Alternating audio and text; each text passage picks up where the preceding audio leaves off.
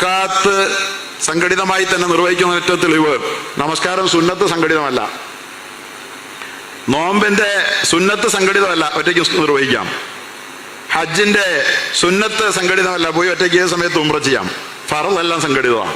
ഫറളായ എല്ലാ ഇബാദത്തും ഇസ്ലാം സംഘടിതമായി മാത്രമേ നടത്താൻ അനുവദിക്കുന്നുള്ളൂ എന്ന് വളരെ കൃത്യമായി നമുക്ക് ബോധ്യപ്പെടും. അപ്പൊ ഫർള് കുളിയും സംഘടിതമായിട്ടാണോ?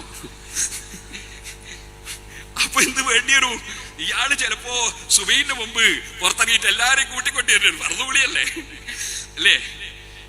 ഒരു കാര്യം പറയാം, ഇവരില്ലാത്ത മതം പറയാൻ നടക്കണം. നബി സല്ലല്ലാഹു അലൈഹി വസല്ലം തങ്ങൾ എന്ത് പറഞ്ഞു? അതെ, ഒരു മുജ്തഹിദും ഇമാമും ഇല്ലാത്തൊരു കാലം വരും. ഉലമാക്കൾ ആലിമീങ്ങളൊക്കെ മരിച്ചു പോകും. അങ്ങനെ മുജ്തഹിദുകളായ ഇമാമിങ്ങൾ ഇല്ലാത്തൊരു കാലം വരും.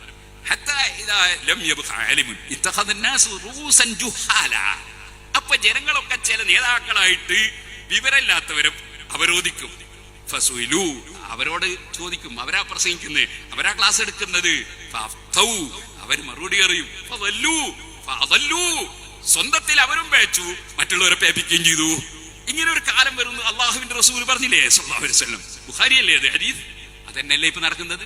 വിവരമില്ലാത്ത മൗലവിമാര് ഓരോരുത്തർക്കും തൊള്ളണ്ടല്ലോ പറയന്നെ.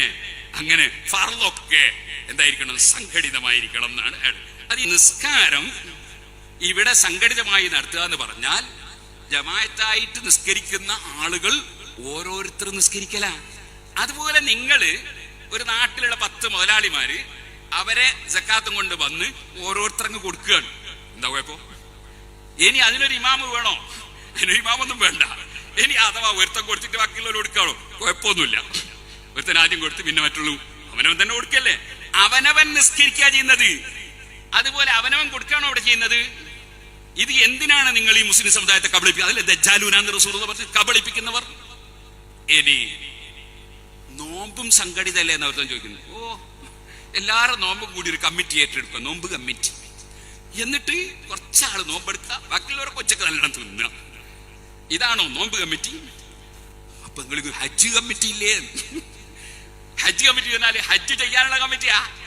ഹജ്ജ് ചെയ്യാൻ പോകുന്നവർക്ക് സൗകര്യം ചെയ്യാനുള്ള കമ്മിറ്റിയാണ്.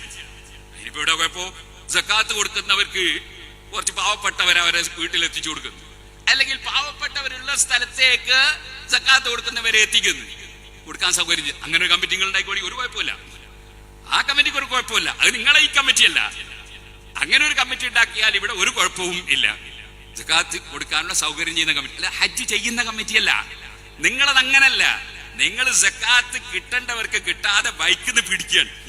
ബൈക്കിന്ന് പിടിച്ചിട്ട് നിങ്ങൾ കൊണ്ടുപോയിട്ട് കള്ളുടിക്കാൻ കൊടുക്കാന്ന് ഞങ്ങൾ പറയുന്നത്. ഇതാണോ ഇസ്ലാം? ഇതാണോ ഇസ്ലാം? ഇനി സുഹൃത്തുക്കളെ, എനിക്ക് കേട്ടോളൂ നിങ്ങൾ. ഇതിന് ഒരാള് പാവം, അദ്ദേഹം പറഞ്ഞ ന്യായാണ്. ഫർളൊക്കെ എന്താണ്? സംഘടിതമായിട്ടാണ്.